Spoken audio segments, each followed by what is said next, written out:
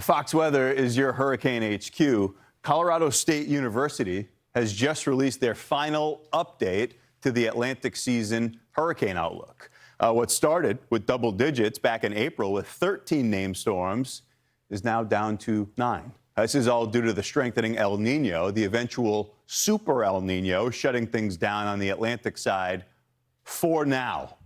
We've got Fox Weather hurricane specialist Bryan Norcross. He's with us live in studio today. Bryan, the new update from CSU is that there is no update. You could draw that conclusion, but it also means we're at 2.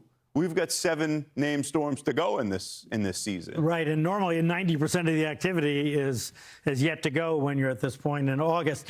But in actual fact, there has not been an update since the beginning. It's just that the confidence that this El Nino that's coming on is going to be very strong is increasing. So back when Phil Klutzbach and the team at CSU predicted 13 named storms, they actually had a lower number because they thought the El Nino was coming and that was going to limit the tropical activity in the Atlantic. They still think that, just have more confidence that it's really going to happen. In fact, the indications are it's all underway and it is going to be near record or a record El Nino for modern times. So the new numbers, 9 named storms, including the 2 that we've already had. Remember, we had the Artha and Bertha storms that were kind of Gulf messy storms that really didn't have any correlation or with no indication of what was going to happen during the core of the hurricane season. But still 4 hurricanes and 1 Category 3 and above. That's the forecast right now.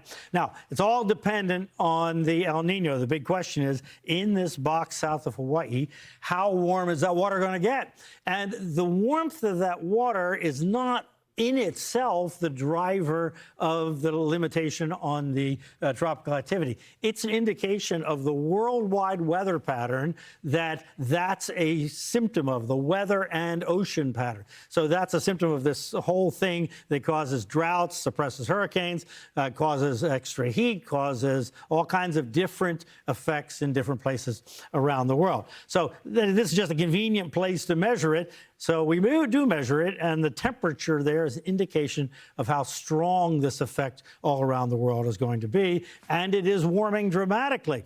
Here you see the fan of possibilities, and if you look at the average of that, it's up in this 3-degree range. 2 degrees is what's called, well, everybody's calling it a super El Nino, but it's technically called a very strong El Nino, and this is up into record territory up here. And just out today, as a matter of fact, the European model people, it's all up there. They don't have anything down here, really. So the confidence is getting higher by the day that this is going to be an extreme El Nino, which really suppresses hurricane activity in the Atlantic. Doesn't mean you can't have one, but really suppresses it and will no doubt have significant effects across the country and around the world here as we move into the winter.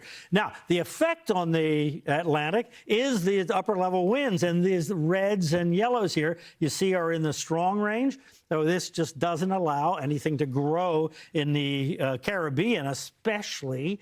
And when you have a strong El Nino, very often there's a drought there, and boy, do they need water on those individual islands. And then it extends out into the Atlantic right now, up here a little bit farther to the north, but that's kind of a barrier. If something tries to come this way, it's not getting to the Caribbean. Maybe it goes a little north. It's still got to run into that wind. So the idea is if we're going to see something develop this year, it's probably going to be up pretty close to home, and so we'll keep an eye out for that. The other factor is the dust that's out there right now. Boy, it's a big plume of dust over the tropical Atlantic, so this is keeping any system from developing thunderstorms. But as we go forward in time, you notice kind of an impulse comes along, a disturbance comes along with some moisture, puts a dent in the dust. So we'll see.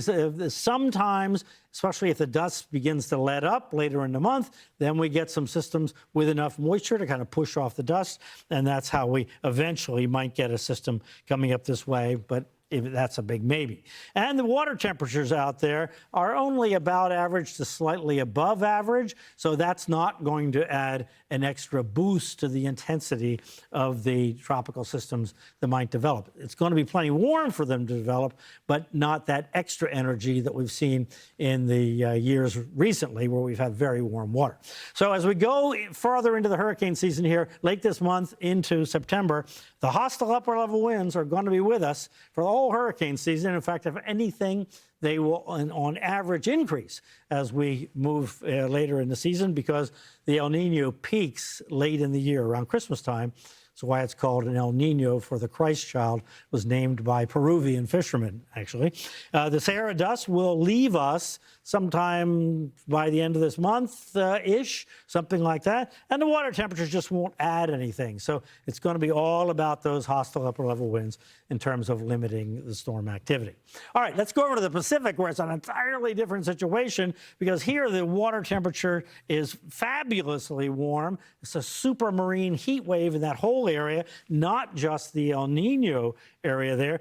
Hurricane Center is marking 3 areas, all with low chance of development. But this is the one we're a little bit interested in. Look, if I take those things off of there, it's hard to kind of make out what we've got here. But yeah, there's a little something here and a little something here. And then there's this over here, which is kind of going up that way. But it's that middle one that the models are picking up on. And I don't want to make a big deal out of this, because you see, they don't really have anything because there is really nothing there. But going forward in time, if you notice, we have the yellows and green, or the greens and reds, and that's the 2 European models. But then the blues come in, and that's the Google model. They are indicating that looks like the atmosphere will become more conducive. Now, it's not congealed. It's all spread out, means low certainty. But look, moving forward in time, here we are next week, toward the end of next week, and it all kind of shifts toward Hawaii. So all I'm saying here is, in Hawaii, as we've been saying all hurricane season, this is the kind of year that you have higher odds of getting a storm. The models say the atmosphere is going to be conducive by the end of next week sometime. So just keep that in your plans, but certainly not a forecast for anything specific. Bryan, I'm thinking about the first thing you said, and it feels like Colorado State went to the National Hurricane Center School of Conservative Iterative Forecasting, which is the right way to go about things. But do you feel like if we got there, tell us how you really feel forecast initially, it may have been in single digits?